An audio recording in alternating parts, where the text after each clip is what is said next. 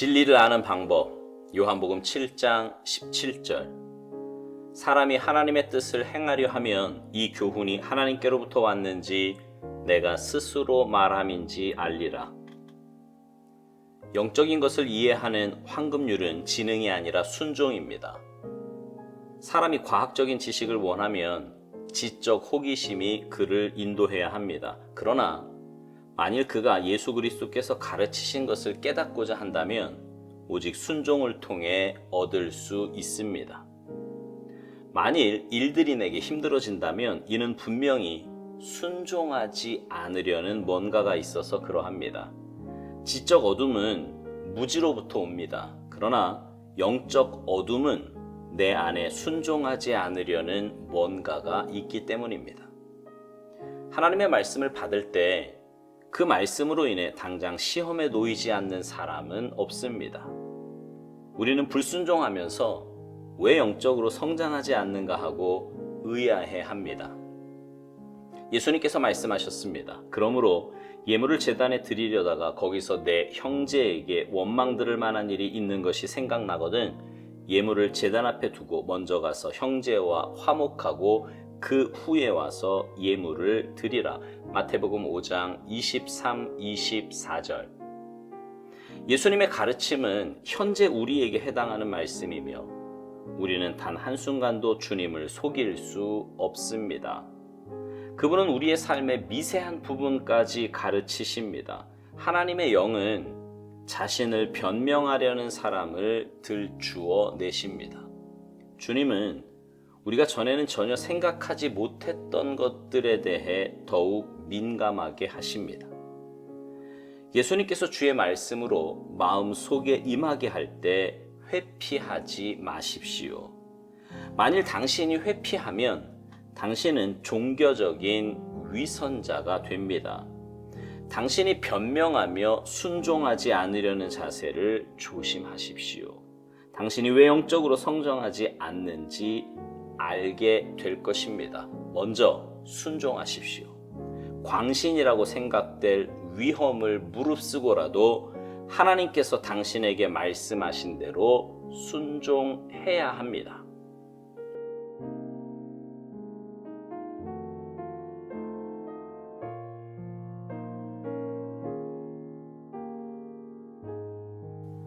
요한복음 17장 17절에 보면 이런 말씀이 있습니다. 그들을 진리로 거룩하게 하옵소서. 아버지의 말씀은 진리니이다. 우리가 잘 아는 요한복음 14장 6절에는요. 예수께서 이르시되 내가 곧 길이요 진리요 생명이니 나로 말미암지 않고는 아버지께로 올 자가 없느니라고 말씀하십니다. 요한복음 14장 17절이나 요한복음 15장 26절에서는 성령님을 진리의 영이라고 말씀합니다. 그러니까 바로 삼위일체 하나님이 진리시라는 말씀입니다. 그러니 진리는 영적인 것이고 영적인 것을 깨닫는 데는 영적인 방법이 있는 거예요. 오스왈드 목사님은 오늘 묵상을 시작하며 이런 말을 하지요. 영적인 것을 이해하는 황금률은 지능이 아니라 순종이라고요.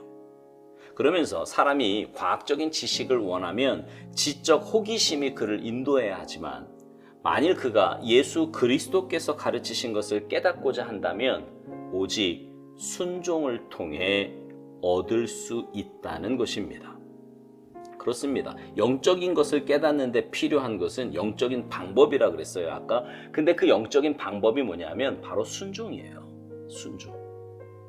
영적인 것은 우리 지식으로, 내 경험이나 혹은 인간적인 생각으로 결코 깨달을 수 없습니다.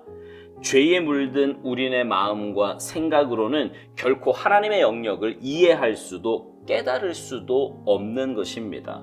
그런데 신기하게 하나님의 자녀가 되어서 믿음으로 순종하면 이해가 되고 깨달아집니다.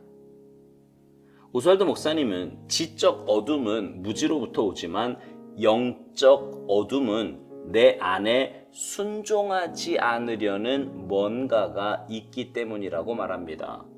믿고 순종해야 영적인 삶을 살 수 있고 믿음의 삶을 살 수 있는 것인데 내 안에 여전히 남아있는 죄성이 하나님의 말씀에 순종하기를 거부합니다. 그러면 내 삶은 영적으로 아둔해지는 거예요. 오스왈드 목사님 표현대로 영적 어둠의 삶을 살게 되는 거죠. 그러나 믿음으로 순종하면 영적인 삶을 살 수 있게 됩니다. 삶의 방향이 보이고요. 기쁨과 감사가 있습니다. 마음 깊은 곳에서부터 나오는 만족과 평안함이 있어요. 이런 믿음의 삶, 영적인 삶을 살 수 있게 되는 것입니다. 어떻게 하면요? 믿음으로 순종하면. 그런데 이 좋은 삶이 처음부터 그렇게 잘 되는 것은 아니에요. 아까 말씀드린 대로 우리 안에는 여전히 남아있는 죄성들이 있어서 그것으로 인해 하나님의 말씀에 대해 순종을 거부하려고 하기 때문입니다. 오스왈드 목사님은 하나님의 말씀을 받을 때 그 말씀으로 인해 당장 시험에 놓이지 않는 사람은 없다고 말합니다. 하나님의 말씀이 시험거리가 된다는 거예요. 순종하기가 쉽지 않다는 말이죠. 재미있는 것은 그렇게 불순종의 삶을 살면서도 영적으로 성장하지 않는 것에 의아해 한다는 것입니다. 실제로 그렇게 말씀하는 분들을 종종 보지 않습니까? 하나님의 말씀과 기도도 없어요. 큐티와 묵상 등 개인의 경건 시간도 없습니다. 그저 주일에 한 번 나와 예배 드리는 게 전부입니다. 그러면서 이런 말을 하지요. 나는 왜 믿음이 자라지 않지요? 이건 공부하지 않고 성적을 잘 받으려고 하는 것이나 열심히 일하지 않고 돈을 벌려고 하는 것이나 다름없는 생각입니다. 심지 않고 거두려고 한다는 거예요. 물론 영적인 삶이 무조건 내가 심는 것만큼 거둔다는 것은 아닙니다. 하나님의 영역이고 전적인 은혜이기에 내가 심는 것 이상으로 하나님은 채워주시고 베풀어 주십니다. 그러나 불순종에 따른 열매는 없어요. 순종해야 영적인 열매를 얻을 수 있습니다. 순종해야 믿음의 삶을 살 수 있는 것입니다. 감사한 것은 주님의 말씀이 우리 삶의 구체적인 것까지 세미하게 다 가르쳐 주신다는 것입니다. 왜 그랬는지 모르겠는데요. 처음 대학원에 입학했을 때 한 교수님과 한 대학원생이 언쟁이 붙었어요. 학생은 굉장히 보수적인 교회에서 훈련을 받았는데 자기는 하나님의 말씀에 모든 것이 다 있다고 믿는다는 겁니다. 그러자 교수님이 이제 언쟁 중이었기 때문에 좀 감정이 상했는지 지금 내가 수업을 계속 할 것인지 말 것인지가 성경에 나와 있냐고 이렇게 말도 안 되는 질문을 하더라고요. 물론 그 학생은 학생이기도 했고 또 그 황당한 교수님의 질문에 말문이 막혀서 논쟁은 거기서 끝이 났습니다. 근데 저는 그 논쟁을 보면서 교수님이 왜 저런 말씀을 하실까 의아해했습니다. 아니 교수님이면 지금 수업을 계속하는 거 이거 당연한 거 아니겠습니까? 성경에도 성실한 사람이 구원을 받는다고 잠언 28장 18절에 말씀하고 있으니 그분이 성실하게 수업을 계속 진행하시겠지요. 이게 성경에 나와 있는 이야기 아니겠어요? 그걸 꼭 수업을 이렇게 표현해야 성경에 다 나오는 겁니까? 아니잖아요. 말도 안 되는 이야기 같지만 우리 삶의 세심한 부분까지 성경은 이렇게 다 가르쳐주고 말씀하고 있다는 겁니다. 그러니 그 세밀하게 가르쳐 주시는 하나님의 말씀에 우리는 그저 순종함으로 따라가기만 하면 되는 것입니다. 하나님의 영은 자신을 변명하려는 사람을 들추어내신다고 오스왈드 목사님은 말합니다. 그러면서 주님은 우리가 전에는 전혀 생각하지 못했던 것들에 대해 더욱 민감하게 하신다는 거예요. 사랑하는 성도 여러분, 진리인 하나님의 말씀은요, 순종으로만 깨달아집니다. 순종으로만. 믿음의 올바른 모습은 역시 순종입니다.